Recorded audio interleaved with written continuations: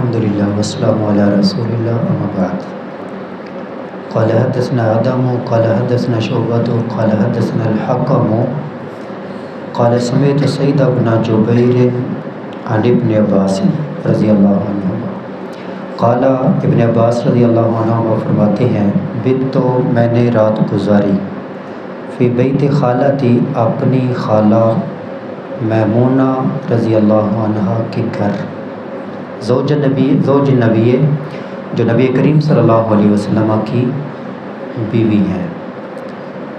وقال نبی تھے نبی صلی اللہ علیہ وسلم اندہا اس کے ہاں فی لیلتہا اس کی رات کی باری میں، یعنی باری ان کی تھی اور اس رات اللہ کے نبی صلی اللہ علیہ وسلم ان کے گھر تھے۔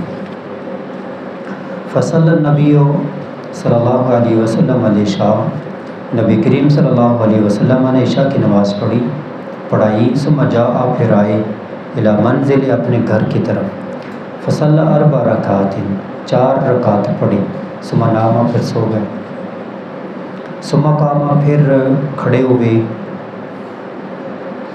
ثم قال پھر کہا نام الولیم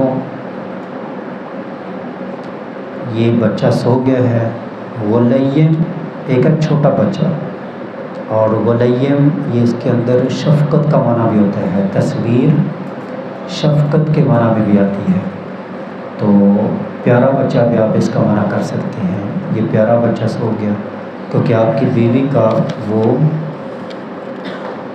بانجا تھا، خالہ کے گھر آیا اور کلمۃ تشبہھا یا اس کی مثل کوئی اور بات کہی ثم قام پھر آپ نے قیام کیا، آپ نے نماز شروع کر دی۔ فقمت عن یسارہ میں آپ کی بائیں جانب کھڑا ہو گیا۔ جب 2 آدمی ہوں تو امام کی دائیں جانب کھڑے ہوتے ہیں، لیکن یہ بچے تھے بائیں جانب کھڑے ہو گئے۔ فجعلنی آپ صلی اللہ علیہ وسلم نے مجھے کر دیا عن یمینہ ہی اپنی دائیں جانب، ایک روایت میں آتا ہے پیچھے سے پکڑ کر دائیں جانب کر دیا۔ فصلی 5 رکعات پھر 5 رکعت پڑھی، اس سے پہلے کچھ پڑھ چکے تھے۔ ثم صلی رکعات پھر 2 رکعتیں پڑھی، ایک روایت میں کہ یہ فجر کی 2 سنتیں ہو گئیں۔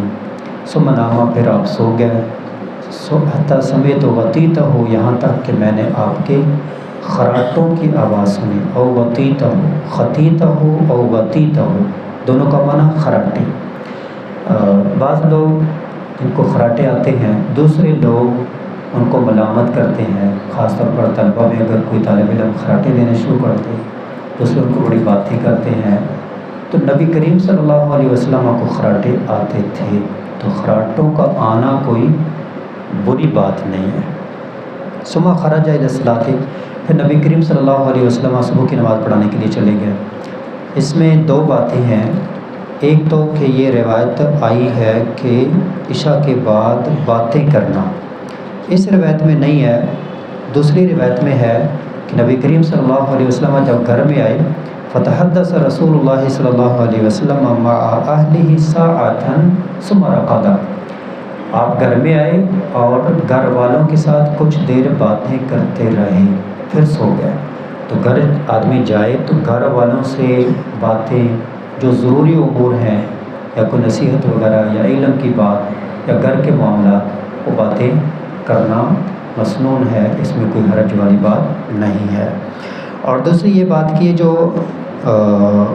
ابن عباس رضی اللہ عنہ خالہ کے گھر گئے ہیں، تو آج کل ہمارے بچے جو خالہ کے گھر جاتے ہیں کس لیے جاتے ہیں اور وہاں جا کر کیا کرتے ہیں؟ نبی کریم صلی اللہ علیہ وسلم جو خالہ کے گھر، یہ ابن عباس رضی اللہ عنہ جو خالہ کے گھر گئے ہیں کس لیے گئے ہیں؟ نبی کریم صلی اللہ علیہ وسلم کے رات کے سارے معمول کو نوٹ کرنے کے لیے۔ کہتے ہیں میں یوں سو گیا جیسے سویا ہوا، لیکن میں سویا ہوا نہیں تھا، نبی کریم صلی اللہ علیہ وسلم نے سمجھا کہ سو گیا، میں سویا ہوا نہیں، جیسے بہانہ کر کے بچہ سو جاتا ہے، لیٹ جاتا ہے۔ تو آپ صلی اللہ علیہ وسلم کی ساری رات کا معمول نوٹ کیا کہ آپ نے تہجد کیسے پڑھی، بیدار کیسے ہوئے، مسواک کی، وضو کیا، اور پھر آپ کے ساتھ شامل بھی ہو گیا نماز میں۔ اور انہوں نے وضو کا پانی بھی رکھا تھا، نبی صلی اللہ علیہ وسلم نے پوچھا یہ پانی کس نے رکھا، بتایا اس بچے نے رکھا۔ آپ صلی اللہ علیہ وسلم نے تب دعا دی تھی ان کو آج کہتے ہیں کہ ابن عباس رضی اللہ عنہ کو نبی صلی اللہ علیہ وسلم کی دعا ملی تھی، اللہم علم الکتاب و فقہ فی الدین، یعنی اس کو کتاب سکھا دے، اس کو دین کی فقاہت عطا فرما دے۔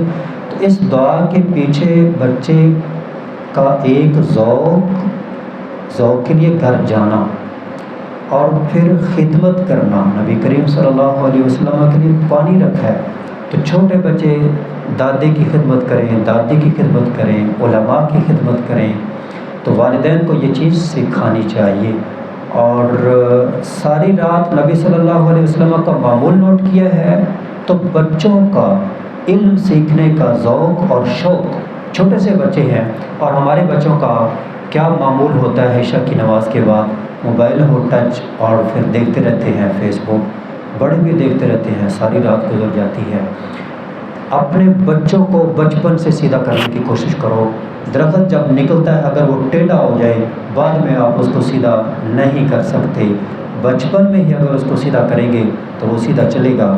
اللہ کریم سے دعا ہے کہ اللہ کریم ہمارے بچوں کی حفاظت فرمائے اور ہمیں ان کے معمولات کو بہتر سے بہتر بنانے کی توفیق عطا فرمائے۔ وما علیہ الا البلاغ۔